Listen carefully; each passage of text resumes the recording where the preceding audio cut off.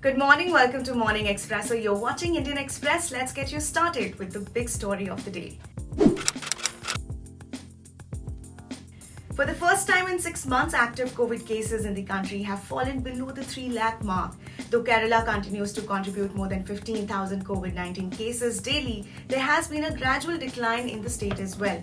However, the state that is causing the most concern right now is not Kerala but Mizoram. The small northeastern state has been reporting an unusually high number of cases for the past few weeks. Here are the stories you'll find only in Indian Express. At an idea exchange session of the Indian Express, Union Minister and Party General Secretary Bhupender Yadav called the change of guard in BJP-ruled states.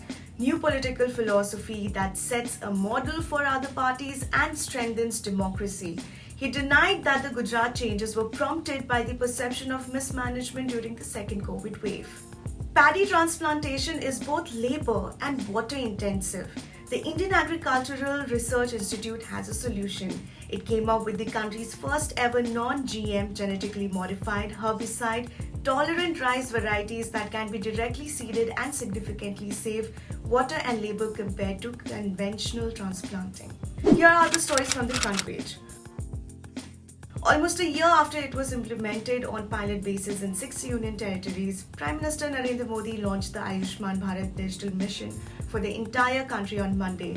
It involves creation of not just a unique health ID for every citizen, but also creation of digital healthcare professionals and facilities registry.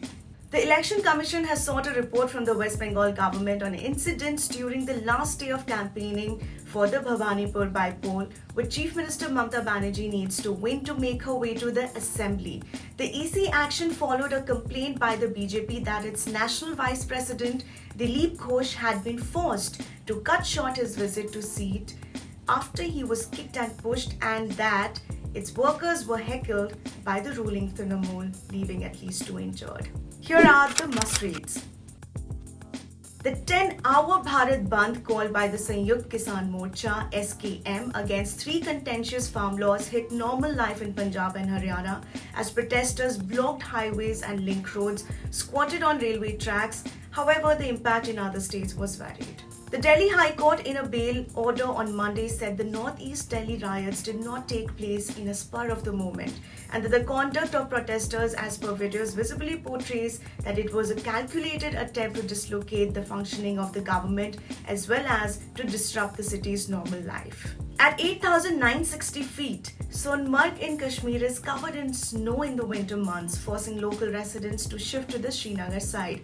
All commercial activity comes to a halt during winter, and due to avalanches, connectivity on the Srinagar-Leh highway gets blocked. Now, a 6.5-kilometer all-weather escape tunnel of Z More main tunnel will ensure that Sonmarg remains connected to Srinagar and supplies are maintained all year round. And finally, like grandfather, like father, like son, there was a third generation on the score sheet in AC Milan's weekend win in the Italian Football League. Daniel Moldini scored his first Serie A goal 13 years, 179 days after the last league goal netted by his father Paolo against Atalanta in 2008 and 60 years, 22 days after his grandfather scored against Catania in 1961. That's all for today. For all the news updates, log on to indianexpress.com and don't forget to subscribe to our channel. Thanks for watching.